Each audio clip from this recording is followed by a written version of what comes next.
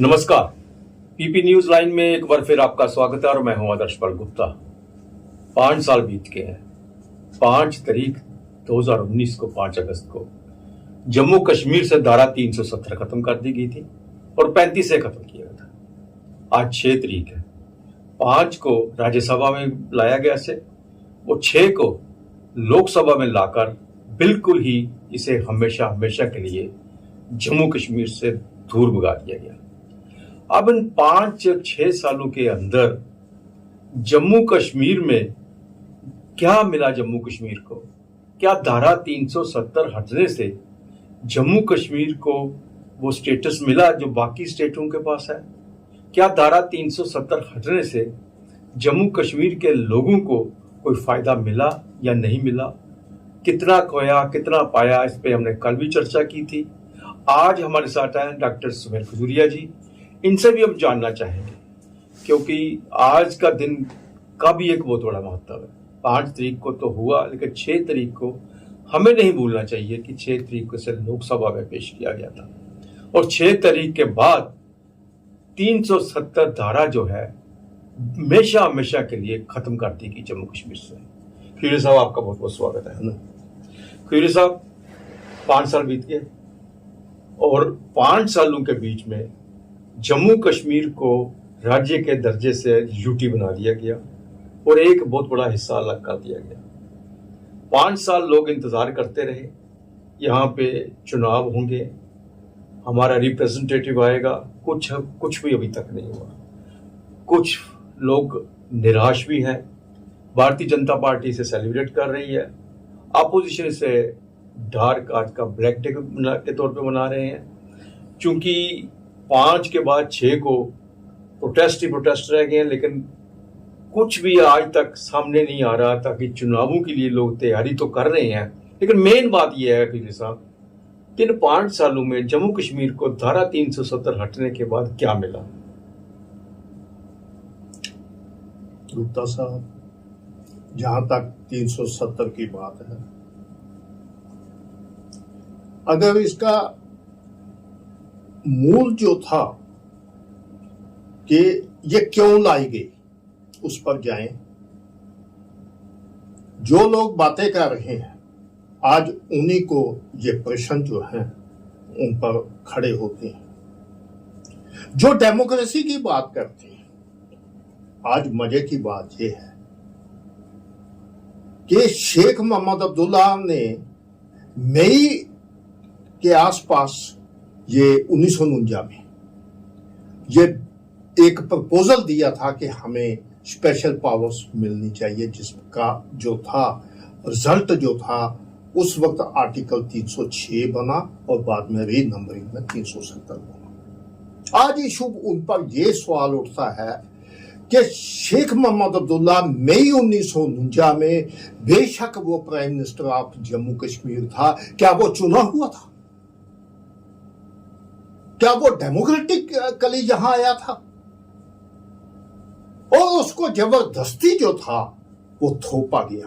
तो थोपा भी जो था उस वक्त ये बोला गया था, आप डिबेट पे पढ़िए, कि ये टेम्परेरी और ट्रांजैक्टरी रहेगी, ये परमानेंट नहीं थी। जिसको टेम्परेरी को घिसाते घिसाते आप ये लगा लीजिए कि 75 साल लग गए। 70 साल छोटी बात नहीं है। 7 दशक ऐसे ही निकल गए कि लोग जो थे वो कहें कि ये टेम्परेरी जो है आज जाएगी कल जाएगी। हालांकि नेहरू जी ने भी कभी बोला था ये घिसते घिसते घिस जाएगी, लेकिन खत्म नहीं की कि वो उसको चलाते रहे। और यही जो था एक नैरेटिव जो था कश्मीर में पैदा हुआ था। मैं क्या कह रहा हूं कि 5 साल में हमें मिला क्या, उसकी बात मैं उस पर आ रहा हूं। कश्मीर में एक नैरेटिव जो था खड़ा हो गया था कि हम सॉवरेन स्टेट हैं, हम खुद मुख्तियार हैं। हम पर कभी भी कोई कश्मीर में जाता था, वो कहां से आए? हिंदुस्तान से आए। वो अपने आपको हिंदुस्तान का हिस्सा ही नहीं मानते थे। और यही नहीं, इन लोगों ने मनमानी क्या नहीं की। क्या डेमोक्रेसी जहां चली 70 साल में? आज कोई जो सवाल करता है उस पर भी प्रश्न आते हैं कि पिछला अतीत देखिए, और उसी को ठीक करने के लिए जो था ये रेवोल्यूशनरी एक आई यहाँ, और ये 370 की जगह इन्होंने एक बड़ी मजे की बात है, 5 अगस्त को बड़ा स्पेसिफिक एक ऑर्डर आया था जो 2019 5 अगस्त का है। उसमें कुछ नहीं था, उसमें एक ही बोला था कि जो 1954 का ऑर्डर है जिसके तहत हमारे भारत में मतलब जम्मू कश्मीर में भारत का कॉन्स्टिट्यूशन पार्शियल वे से पूरा नहीं जहां जो था वो लागू किया, और उसमें एक धारा जबरदस्ती बैकडोर से पार्लियामेंट की रजामंदी के बगैर 35 से जोड़ दी गई, जो सबसे बड़ी खतरनाक थी। और उसके लिए क्या क्या कुछ नहीं हुआ। अगर उसकी 35A की डिटेल पे जाए तो इन लोगों ने क्या क्या मजाक नहीं बनाया। इसके लिए एक कमेटी बैठी थी, उन दिनों शायद चीफ मिनिस्टर जो थे ये आजाद साहब थे, और नेशनल कॉन्फ्रेंस का वहां स्टैंड ये था कि जो रीसेटलमेंट की जब तक फैसला नहीं होगा तब तक हम वेस्ट पाकिस्तान के रिफ्यूजी जो है उनको हक नहीं देंगे, और वो वंचित रहे। आज जो हक की बात कहते हैं, सिटीजनशिप की बात कहते हैं, इंटरनेशनल लॉ में जाइए, उसमें कहा है कि किसी भी देश का कोई भी आदमी कहीं भी जाकर वो अपने आप को सेटल भी कर सकता है, बिजनेस भी कर सकता है, वहां कोई रुकावट नहीं है। लेकिन जहां जो था भारत में, हम जम्मू के लोग कहीं भी जा सकते थे, लेकिन बाहर का कोई भी जहां जो था नहीं आ सकता था। ये क्या डेमोक्रेटिक वे था?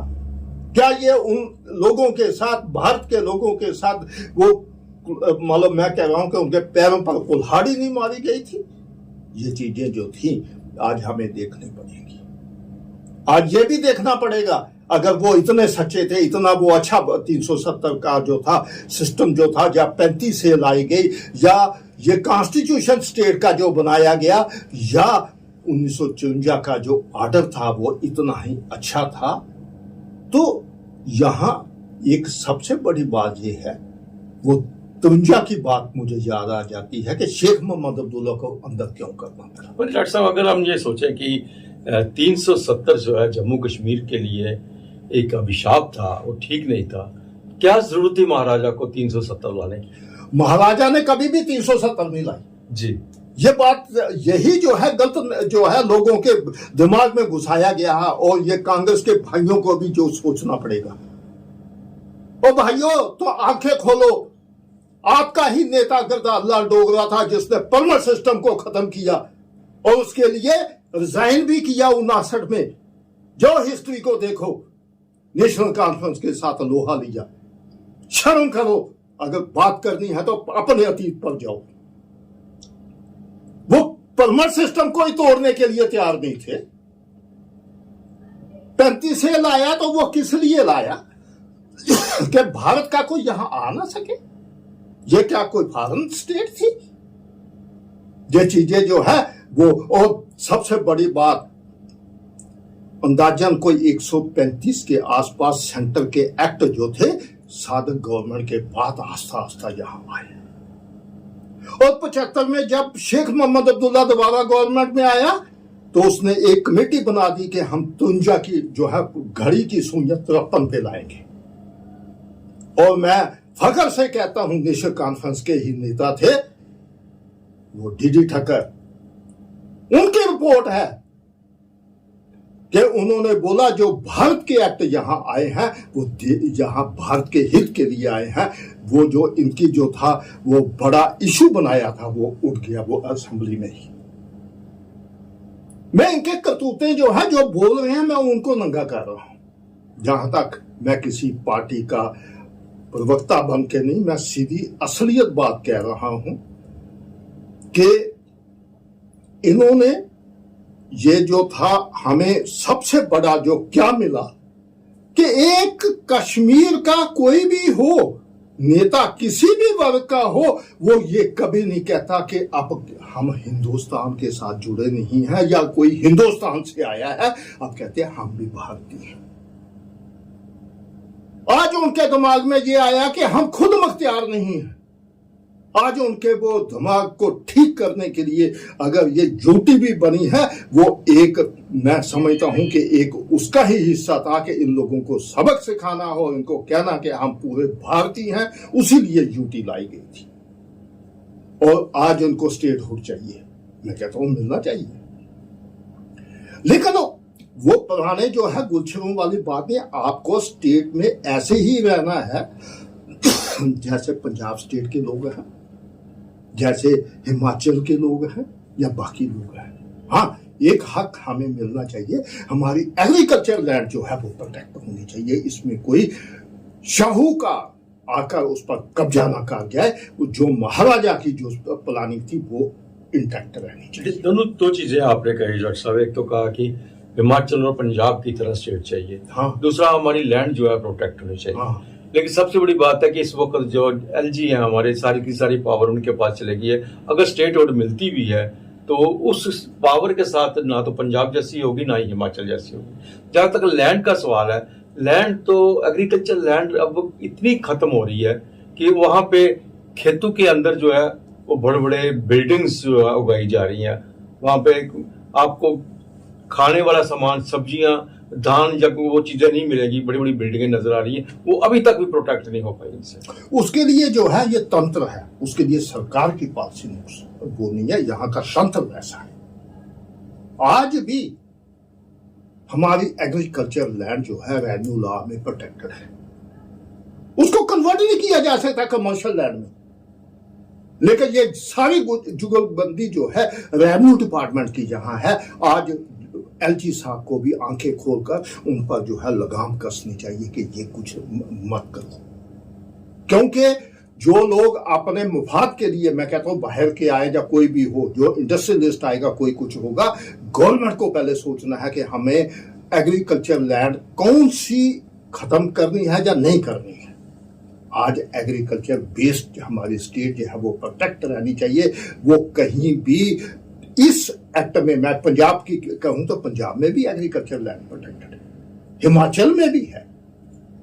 अगर यहां है, मैं सीधे फिर बोलता हूं, इसके लिए अगर जिम्मेवार है तो पूरे का पूरा रेवेन्यू डिपार्टमेंट जो है वो इन्वॉल्व है, उस पर जो है लगाम कसने की जरूरत है।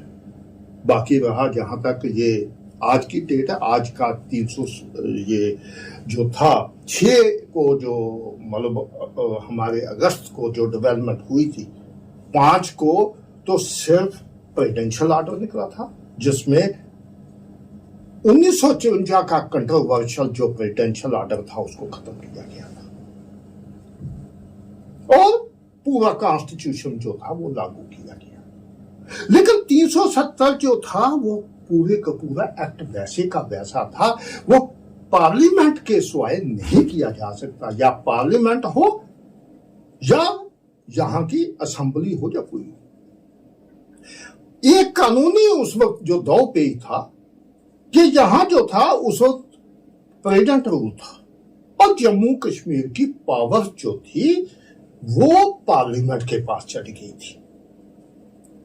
अब सेक्शन 92 जो है स्टेट कॉन्स्टिट्यूशन की पड़ी है, वो वहां पर जो गवर्नर रूल है वो खाली 6 महीने के लिए रहता है। उसके बाद जो था आर्टिकल 356 जो यहां एक्सटेंड हुआ था वो लागू हुआ था और उसके तहत पावर सारी उनके पास थी।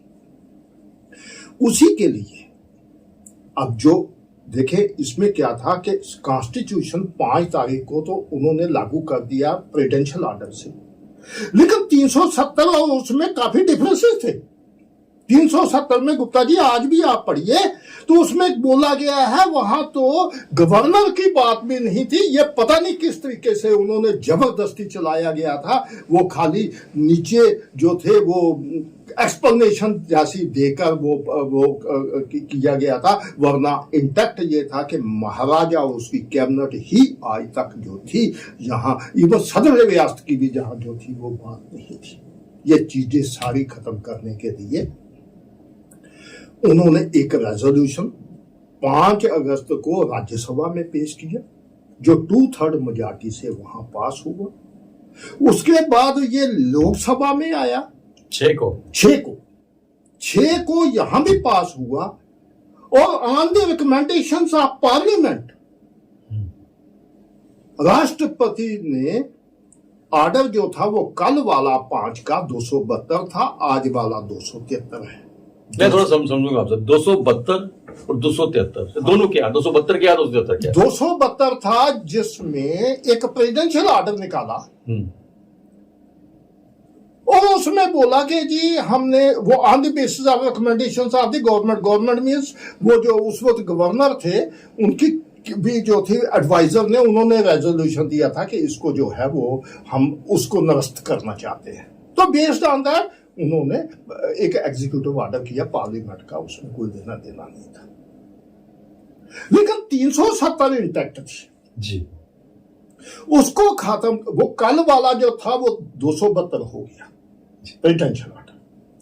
आज का जो रेजोल्यूशन जो है वो पार्लियामेंट की 2/3 मेजॉरिटी से पास किया गया और उसमें दिखाया गया जो भी कंट्रोवर्शियल था। उसमें पहली चीज कि पूरे का पूरा भारत का कॉन्स्टिट्यूशन जम्मू कश्मीर में लागू होगा और इन कॉन्सिक्वेंसेस उसका क्या हुआ कि स्टेट का जो कॉन्स्टिट्यूशन जहां बनाया था वो उसको निरस्त किया गया और उसके बाद मतलब जो था वो नॉर्मलाइज जैसे बाकी स्टेटों के साथ वो है। हाँ, यूटी का एक्ट जो था वो सेपरेट जो था वो भी पार्लियामेंट में 6 तारीख को ही पास हुआ है, लेकिन उसकी जो थी वो एसेट जो थी जिसे बोलते हैं राष्ट्रपति जी की, वो बाद में 34 जो था ऑर्डर वो बाद में हुआ जिसको 31 अक्टूबर 2019 को लागू किया गया था यूटी का।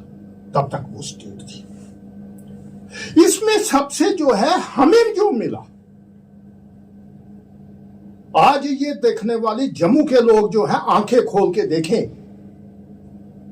कितने लोग 2019 तक खासकर जम्मू के यहां से उठकर जमीनें किसी ने हिमाचल में ली, किसी ने चंडीगढ़ में ली, किसी ने दिल्ली में ली, भारत के विभिन्न अंगों में ली, लेकिन यहां से भागने का पहले ही रखा था कि कश्मीरी पंडितों को उन्होंने भगाया है तो हमें भी यहां टिकने नहीं देंगे। वो एक सेटलमेंट जो है, एक विश्वास जो है वो लोगों में जागृत हुआ है। मैं यही सबसे बड़ी बात कहता हूं। दूसरी बात, जो अपने आप को खुद मुख्तियार बोलते थे, गुप्ता जी अगर आप जाए, मैं 2 डॉक्यूमेंट है मेरे पास, उसमें एक पंडित प्रेमनाथ डोगरा जी का है, दूसरा पार्लियामेंट में श्यामा प्रसाद मुखर्जी ने वो डिबेट में आया है कि कश्मीर के हुक्मरान उस वक्त जो थे हमारे शेख मोहम्मद अब्दुल्ला, उन्होंने बोला था कि पोस्टें निकाली और उसमें लिखा था non Muslim need not to apply. ये कहां का सेकुलरिज्म का नमूना था? ये चीजें जो थी उनके दिमाग में जो वो पुरानी बातें आती हैं, वो अपने आप को वैसा चलना चाहते हैं, वो नहीं होगा। स्टेटहुड मिलनी चाहिए, मैं कहता हूं मिलनी चाहिए, इलेक्शन भी होनी चाहिए, लेकिन गवर्नमेंट ऑफ इंडिया की मैं फिर कहूंगा कि यहाँ कोई कोताही नहीं रही। अगर गवर्नमेंट ऑफ इंडिया की अगर कहीं दिल में बेईमानी होती तो 3 टायर सिस्टम जम्मू कश्मीर में कभी भी लागू नहीं होता, जो कश्मीर के हुक्मरानों ने नहीं करने दिया। पंचायती राज को अगर जहां सही मायनों में सशक्त किया, स्ट्रांग किया, तो वो इसी सरकार ने अपना रेवोल्यूशनरी ये स्टेप से यहां जो था ये किया है। और पंचायती एक्ट को बड़ी बातें जो है नेशनल कॉन्फ्रेंस ने कश्मीर में भी बोलते थे, लेकिन उन्होंने कभी भी उसको नहीं माना, खाली धोखा था। आज जो कुछ हो रहा है प्रैक्टिकली हो रहा है। हाँ, जब नया सिस्टम आता है किसी को फायदा नुकसान की बात होती है, लॉन्ग रन ये देश की एकता के लिए, लोगों की बेहतरी के लिए, इंसाफ के लिए हमें इकट्ठे होकर चलना होगा। और मैं समझता हूं कि जम्मू कश्मीर को ऐसे हालात में आगे बढ़कर हमें 4 चांद जो है हमारी हर तरीके से। डॉक्टर साहब, मैं चूंकि यहाँ पे एक लॉ नोइंग भी है और आपने उसके ऊपर भी काफी रिसर्च वगैरह भी की है, क्या अब इन फ्यूचर कोई ऐसा चांस है कि इसे फिर दोबारा, जैसे पॉलिटिकल पार्टीज कहती हैं, नारे दे रही हैं, जो भी है कि हम फिर इसको वापस लाएंगे, क्या वो 370 या 35A को वापस ला सकते हैं?